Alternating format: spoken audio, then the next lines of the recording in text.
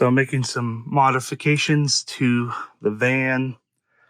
These little things have been getting in the way. These ones are fine, but the ones on this side, I'm going to get rid of this one and that one there so I can slide more gear in.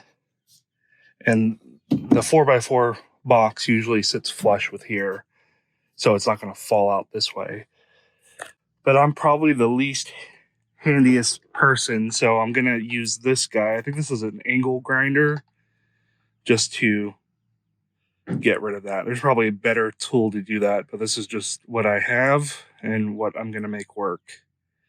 So wish me luck.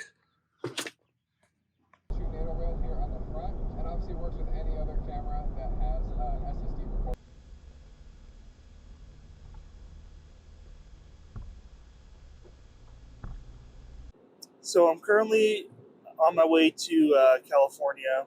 I have a multi-day shoot out there. Road tripping in my cargo van. I'm bringing a lighting and grip package as well as some cameras. Just full production for a couple jobs out there. It's about a 24-hour drive. Right now I'm like in Oklahoma. I left pretty early this morning from Central Arkansas, about 5 a.m. And I'm gonna probably do about 12 hours of driving each day, stopping over in Albuquerque, New Mexico.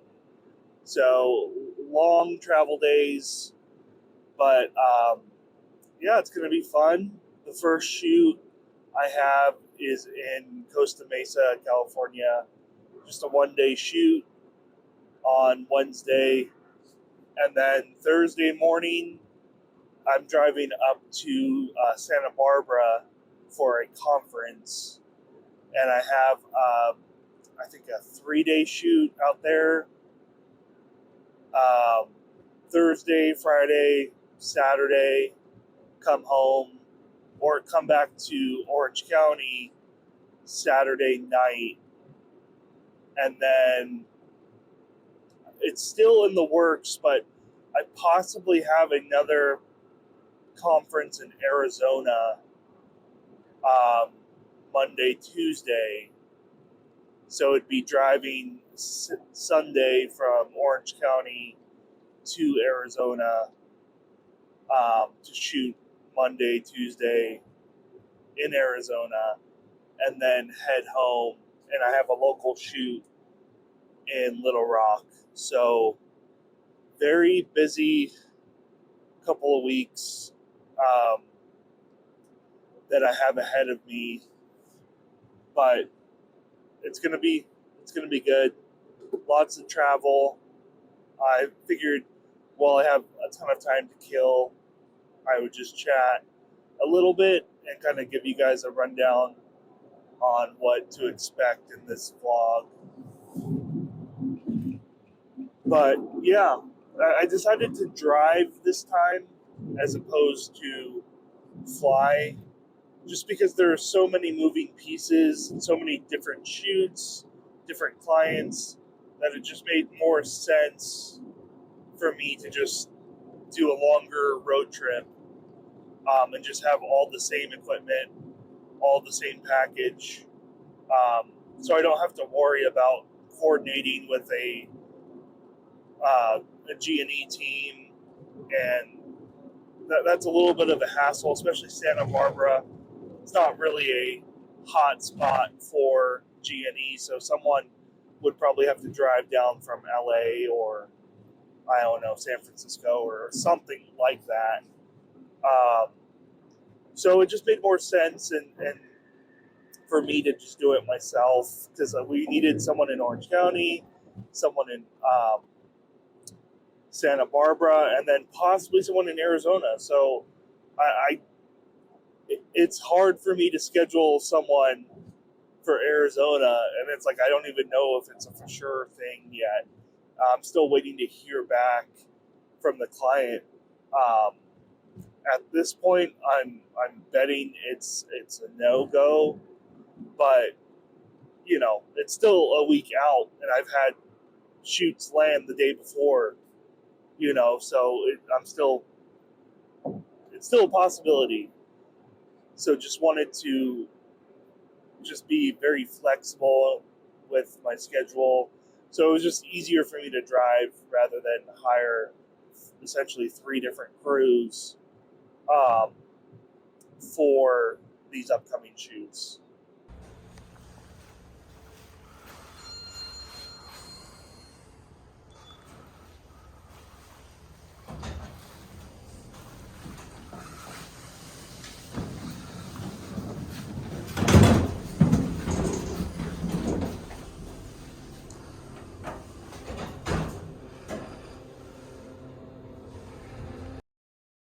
Okay, so I finally made it to Albuquerque, New Mexico.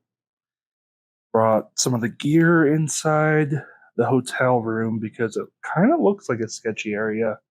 I'm just not too familiar with this location, but I usually try and stay in Marriott. I have rewards with them, so that's usually where I try to find hotels. But yeah, I'm just not super familiar with this area, and it looked kind of sketchy coming in. So decided to bring in the more expensive items, cameras and audio and all that sort of stuff. Um, and I'll probably go, check on the equipment maybe later tonight, just make sure, everything's okay. I do have a dash cam set up on my van. But it does trigger if there's like a motion, but it's not super reliable.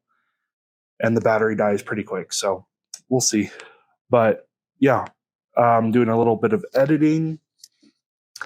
This was a cool project with Richard Petty. He's like a NASCAR legend.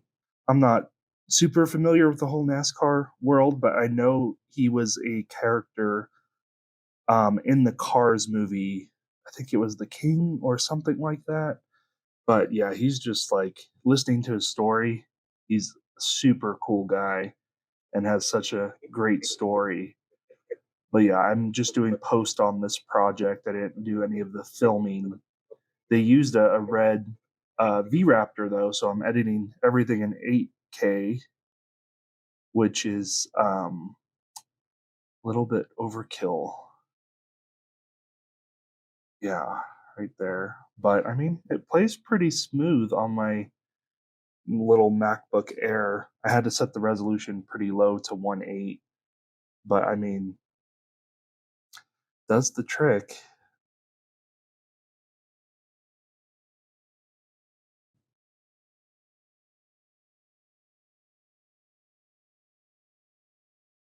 Even with, some effects applied. I have warp stabilizer and some oh, you can tell the clips that have warp stabilizer on there because they're pretty shaky. But the rest of the clips, even with color added, it's not too bad.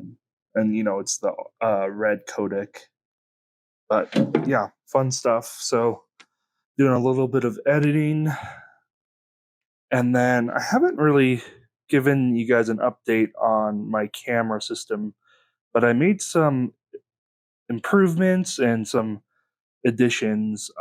First of all, I made an improvement to the matte box.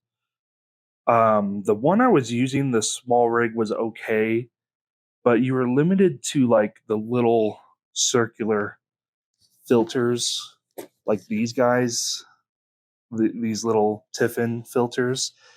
And honestly, I'm not a big fan of these.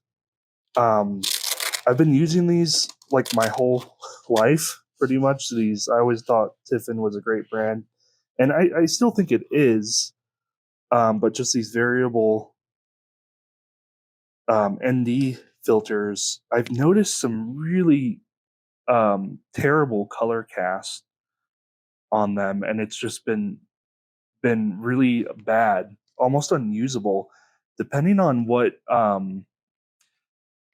obviously your intensity on the ND will affect the color cast the more you stop down.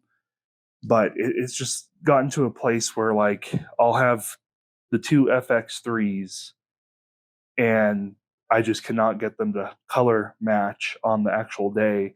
And as soon as I take off the variable ND, obviously they work fine and I can get them to match. But yeah, I've just noticed some really terrible colors coming out of this guy, and even a little bit of softness.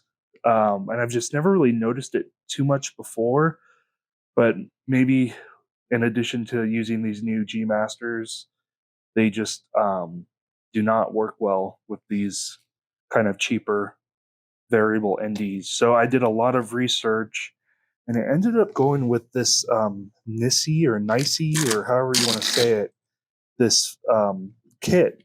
So it comes with the matte box, a variable ND. I think it even has a Pro Mist or a version of Pro Mist on there as well. But these filters are super nice. They're the what is it? The True Color, and I've done a bunch of tests on them, and I notice barely any sort of color cast on the ND. So like, and even with combination, I think I even have the Pro Mist 1.8 on here as well, and it's a super great kit. And I went with this one over like the Polar Pro or even the Tilta Mirage. I've heard those ones have some really gnarly color cast as well. So I wanted to try this one out because I did a lot of research, and this one had very minimal color cast. And I can tell you after using it, it's true. It doesn't really have that much of a color cast, and it even has some additional filters. There's another ND. If you need an additional ND, that would just go in place of the other filter tray here. So you have one like a more standard, I think it's a 4x6 or something like that on the side, and then you have a variable ND on the top. So it's a super robust system, and honestly, this thing's built like a tank too. It's like feels like metal, and then I think that's probably metal, but maybe carbon fiber. I don't know. It feels more like metal than carbon fiber, but I'm not too sure. But yeah, I'll go ahead and link this in the description below because I'm a big fan so far. It's been a great system, and I got two of these, one for each camera. I guess the only downside is this flag does not come off, so that could potentially be a little bit of a bummer if you don't need the actual flag. Just doesn't come off. But yeah, great system. Then I also got these little film tags, these Velcro things. I saw another YouTuber who utilizes these, and I thought they were really nice because I have both my cameras labeled A and B, and then on the case I have them labeled A and B, and then I also have them on a director's monitor A and B. So just at all times which camera goes in which case and what image you're looking at on the monitor. Just having everything labeled A to B is super nice.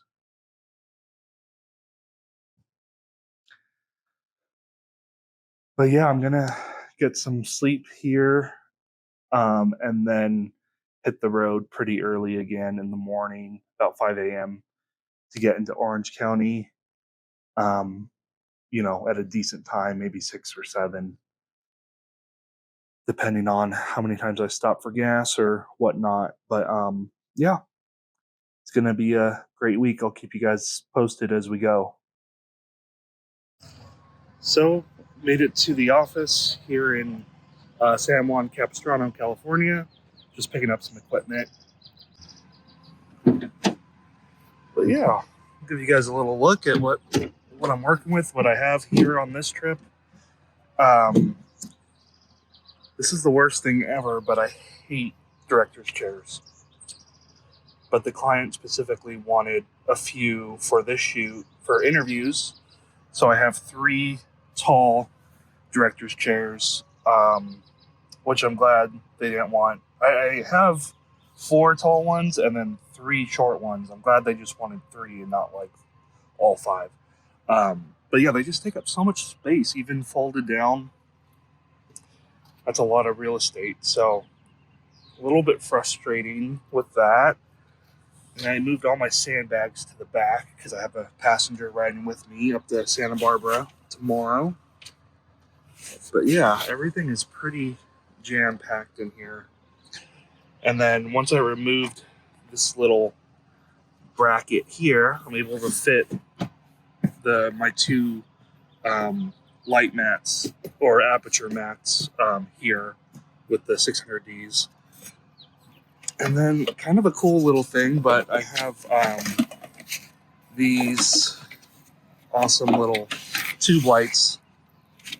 They're the Aputure T4C and T2Cs. But yeah, I keep them in these pool noodles, which is kind of crazy because they kind of act as a really nice diffusion, as well as they protect the light, so I don't need to bring the case. Then they just kind of fit up here. Good to go. I have a 4-foot and a 2-foot tube. But yeah, those are going to come in handy for sure. All my C-stands.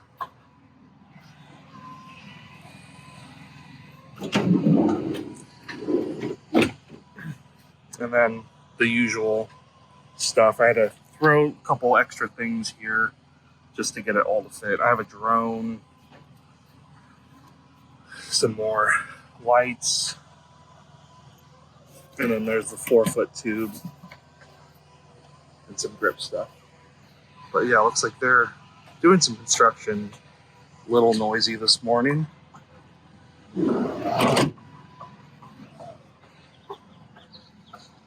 Still fit a couple more items here. So yeah, I'm gonna go get packed up. But yeah, I have a few minutes here while I'm waiting. I actually left my office key at home, so I gotta wait for someone to come open the office for me. But yeah, just a quick subject matter. It's a little frustrating, and I know a lot of freelancers have to deal with this, but they don't talk about it too often. But right now I have like 8 outstanding invoices with a couple random clients. Not usual customers, not more like one-off type jobs. And it's super frustrating. They're like past net 30. And that's usually the standard that I like to stick to is net 30. Anything beyond that, I usually, start threatening with late fees or something like that.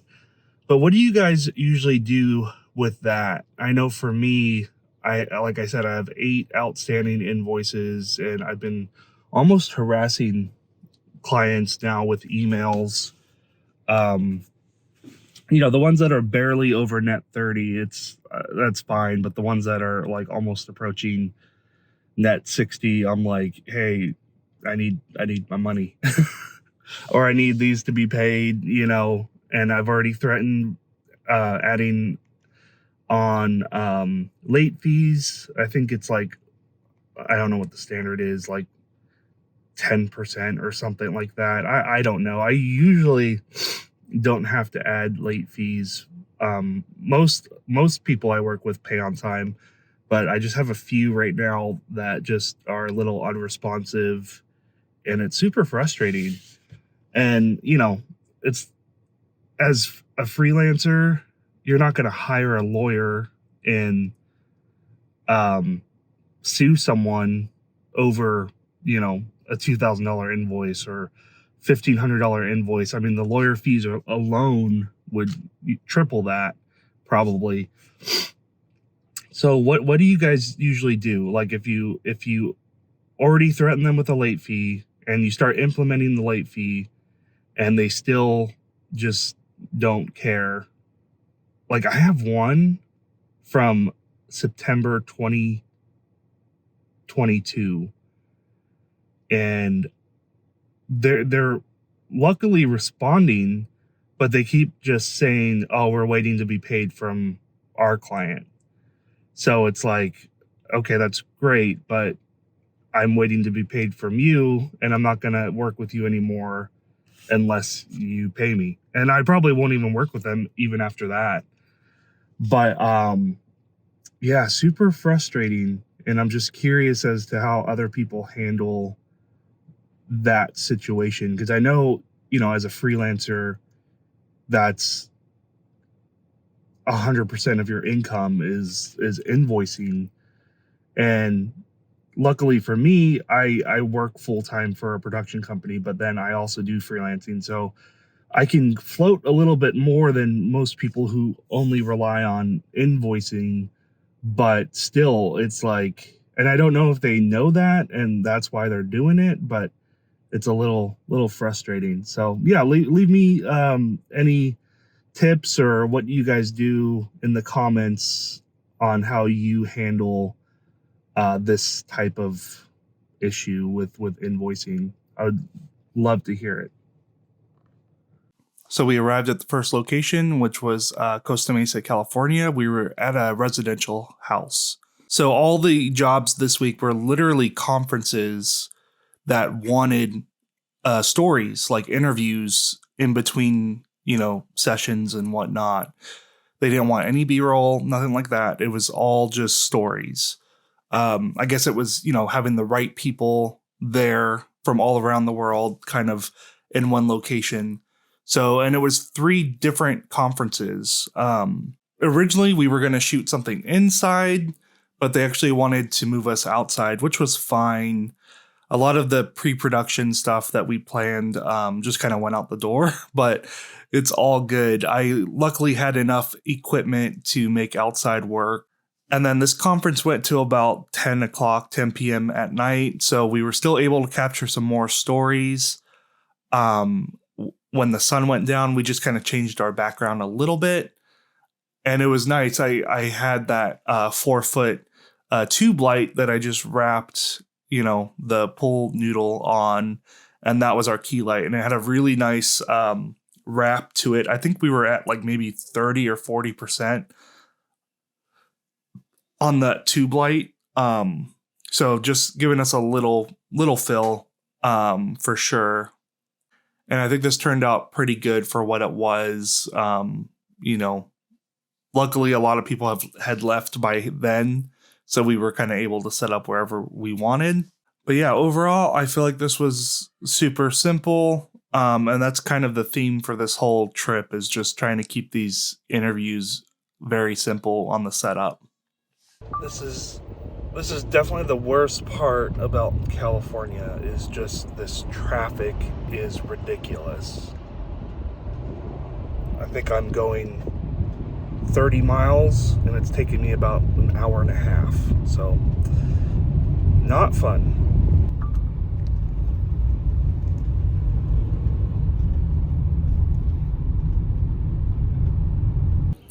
So the next morning we woke up and we headed to Santa Barbara, California.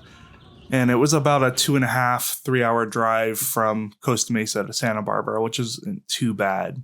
Yeah, we were given a conference room at this hotel location, the Belmont, and we were able to kind of shoot wherever we wanted in this conference room. So we decided to shoot towards the windows, which you do need a lot of output to properly expose. So we had the 600D setup, and I think I had the half grid diffusion in there instead of the thicker like magic cloth material. So it wasn't quite as soft, but yeah, I think it worked for sure. We had this guy on full output. And I decided to go with the bigger softbox because I thought there was a chance we might end up doing 2 people on this set. So having 2 director's chairs eventually.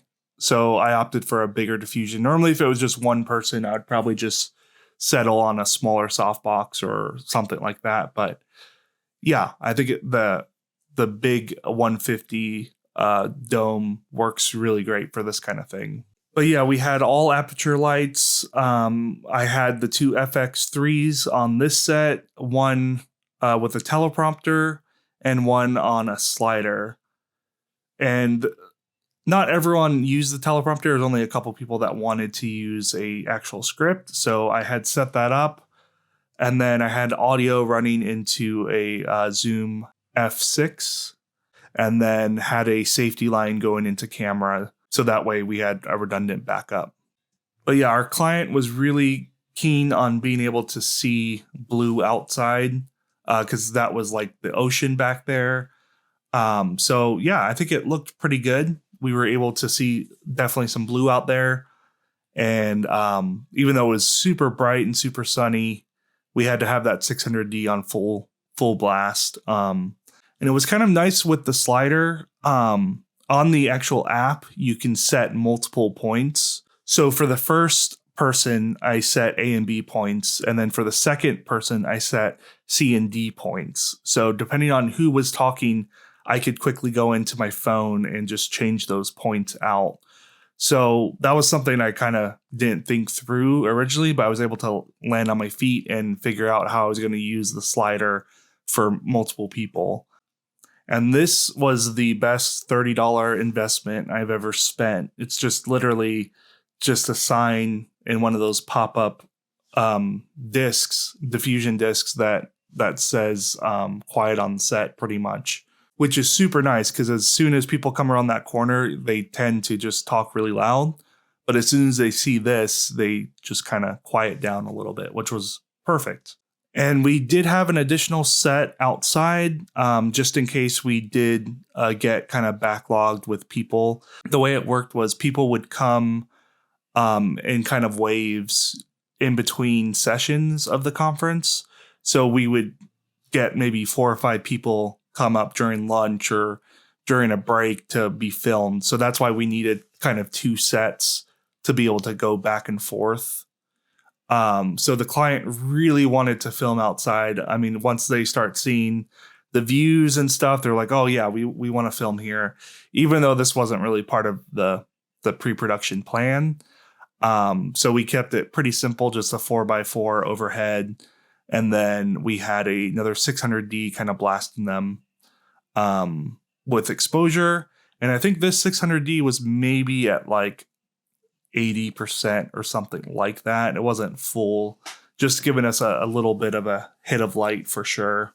But yeah, here's a look at the outside shot. I think it turned out pretty good. We did have to chase the sun quite a bit with that overhead 4x4, but it was pretty simple to set up and to follow the sun. So I think it turned out really nice. And this was on the last day at Santa Barbara. We actually went over to someone's house from the conference and captured some more interviews there. This was kind of a third and fourth set, in addition to what we had over at the other area.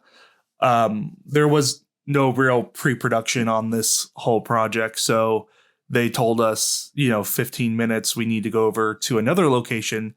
So I didn't really have time to strike the other sets. And I just said, okay, well, if we're going to film at the other location, it just has to be a whole new set of gear.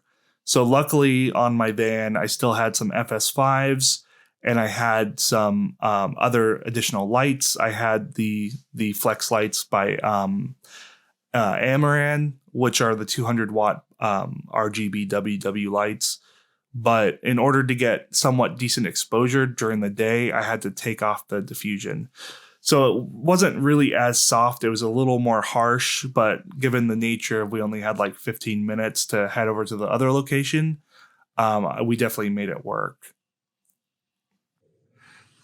So it's been a long day of shooting in Santa Barbara. Made it back to the hotel.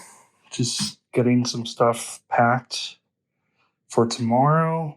I'm checking out in the morning, so gotta get all my clothes ready to go. And then kind of a cool thing, but I ended up buying a couple new tripods. Buddy of mine was upgrading to some new tripods and was getting rid of his current tripods. But yeah, I've always wanted some Sacklers. They've just always been a little bit out of my price range, but he was willing to do a good deal on these guys. This is the Video 20 Plus with the carbon fiber sticks. And then this is, I think this is the older version, the Video 20 3, but also has the carbon fiber sticks. And yeah, they're a little bit used, obviously, but I mean, they're still super smooth and still plenty of life in them. And that's the one thing about these Sacklers, they just last forever if you take care of them. So I'm excited about these. I do have to buy some new feet for this one here. And they are mid-level spreaders. I ideally would have liked the bottom spreaders, but I can upgrade them probably in the future if I want to. They just come with a single handle. This one looks original, this one doesn't, but not a big deal at all. But yeah, those rubber feet, I was looking online, they go for about $300, which is a little pricey for what it is. So I might try and look for some alternatives or whatnot to make it work, so I don't have to drop another $300 on top of the price of buying these two used. But yeah, I thought it was a pretty good deal. And then it came with two hard cases. This one's a little bit smaller. You kind of have to tilt the head to get it in there. Then this one's a little bit bigger, has a little extra room. So probably won't use the hard cases too much, but it'll be good for the trip back home to have them in there. And another thing, and he did have a Sackler, I think it was a Video 25, so a bigger version of these guys. I think it's a 150 mil bowl instead of a 100 mil bowl. But it was just a little too much out of my budget, especially after buying these two. That's the one thing about this industry. As soon as you make money, you pretty much just go ahead and spend it. So it is what it is, but I'm excited to have some more tripods. I'll probably sell a few of my older ones to compensate cost. But yeah, I'll keep you guys posted. We're doing the last day tomorrow in Santa Barbara, and then I'm traveling out tomorrow as well. But I'll keep you guys posted. But yeah, we packed up Santa Barbara and we headed down to Laguna Beach. There was a conference happening at nighttime for a completely different client. And same thing, these were kind of just man on the street interviews. So we followed someone with a microphone and she was just kind of picking off interviews after the conference had ended. So super simple. We had a single camera, got to use my new Sackler tripod, and then we just had a couple of little battery powered lights that we would use to kind of just fill in as much as possible. But yeah, I think it turned out pretty well for what it was. This is more ENG style video work, which is, you can only do so much, and you just kind of have to live with some of the background stuff and some of the noise and whatnot. But yeah, I think it turned out well. And I know this is a longer vlog, so thanks so much for watching. And I look forward to posting some more videos coming up. I have a couple more shoots this week, so looking forward to it. And I'll see you guys in the next one.